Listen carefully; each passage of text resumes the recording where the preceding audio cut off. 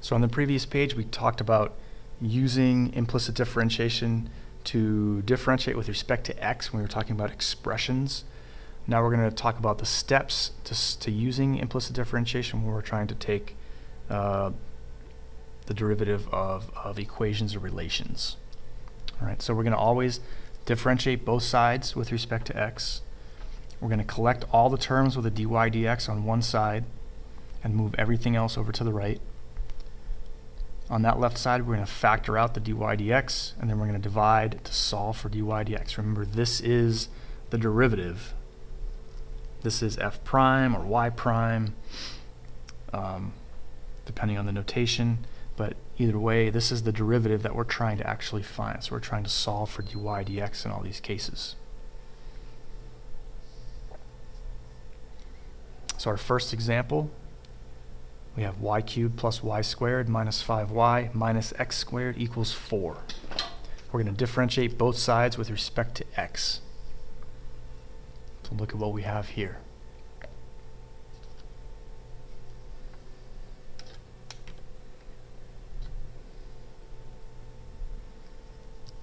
We have 3y squared dy dx, applying the chain rule. We have 2y to the first power dy dx minus 5 dy dx minus 2x, the derivative of x squared is just 2x, equals the derivative of any constant is 0.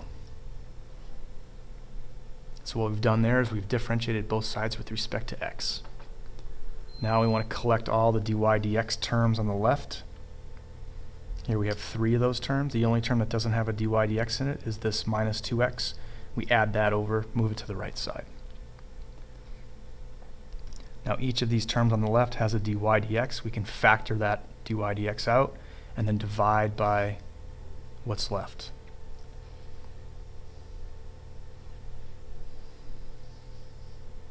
So the derivative, dy dx, is 2x over the quantity 3y squared plus 2y minus 5.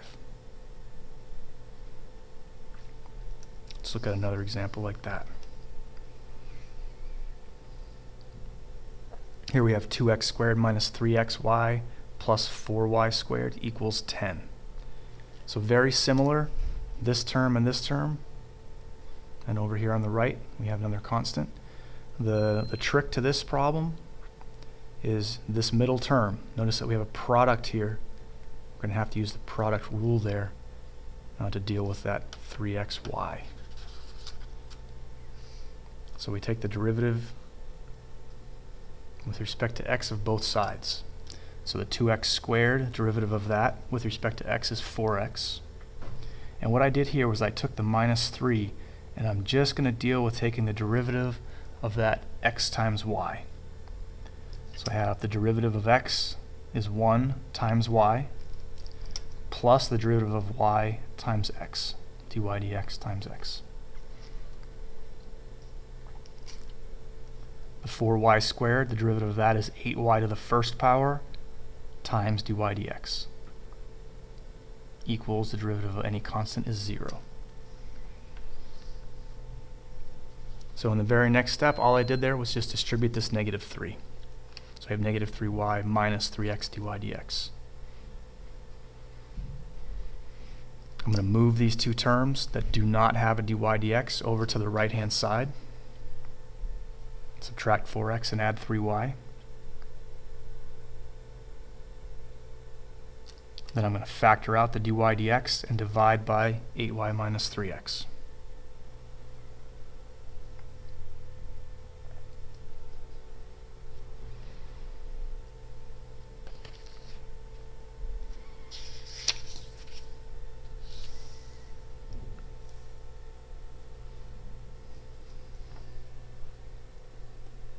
So here we want to find the slope at the point 3, 1 for the given relation, and the relation we have is 3 times the quantity x squared plus y squared all squared equals 100xy. So the first step is for us to find, anytime we see slope, we want to think, we want to find dy dx. And we want to find dy dx when x equals 3 and y equals 1. So let's find dy dx. Let's implicitly differentiate this equation right here. Alright, it's a pretty complex one. So we have a composite function over here. 2 times 3 gives us a 6, x squared plus y squared to the first power. That's the derivative of the outer part of that composite function. Now the derivative of the inner part, remember we're differentiating implicitly, so the derivative of x squared is 2x. Derivative of y squared is 2y times dy dx. On the right we have this coefficient of 100, and then we have to use the product rule here. So the derivative of x is 1 times y, and then the derivative of y, which is dy dx, times x.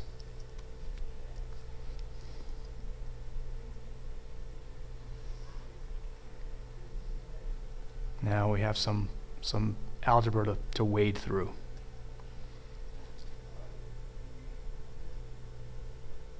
So on that left side,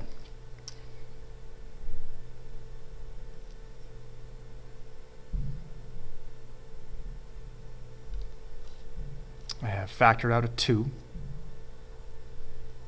here.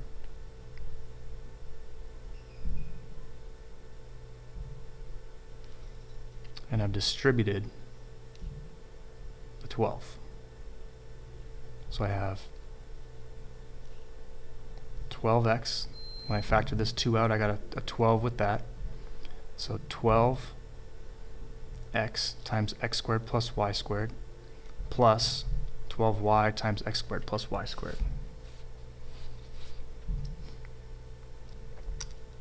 And this second term here has our dy dx there.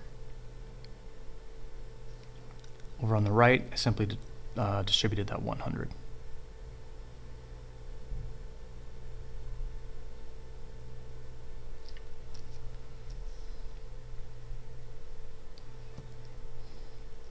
So now I have to collect these terms. I have this term here that has a dy dx in it, and this term here that has a dy dx in it.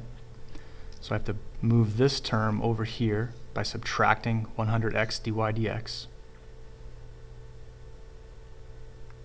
Once I do that, I can factor that dy dx out. So I have 12y x squared plus y squared minus 100x.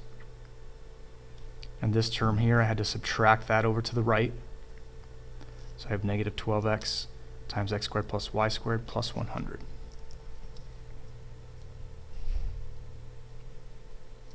I'm really close here. Now I have dy dx. I have to divide both sides by this expression here. There's my dy dx.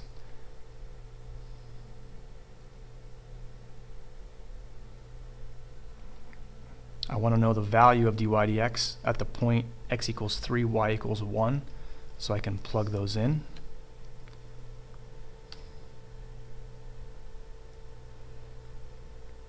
I plug in the x value of 3 and the y value of 1, and then I simplify out to 13/9.